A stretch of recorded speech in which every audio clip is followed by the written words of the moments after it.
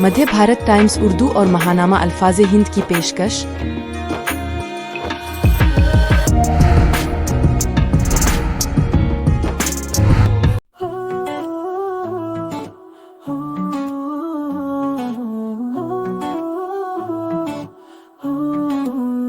तुम इस मनपूरा सी लोगों से घिरी हुई, मैं वारिस पूरा सा एक कोने में पड़ा हुआ।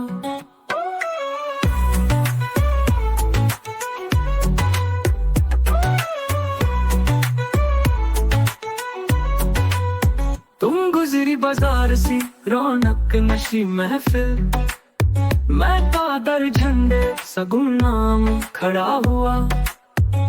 तुम भी कॉलोनी सी नई नई लवेली अलहड़, मैं फकत नाम का नया बाजार बना हुआ।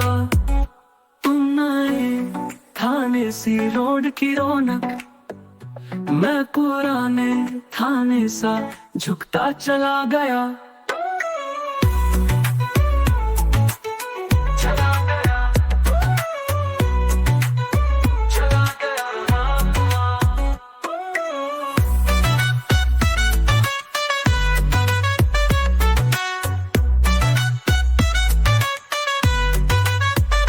हैदरी चौक सी पहली फहरिस्त में, मैं सईद नगर सा आखिरी निशान हुआ।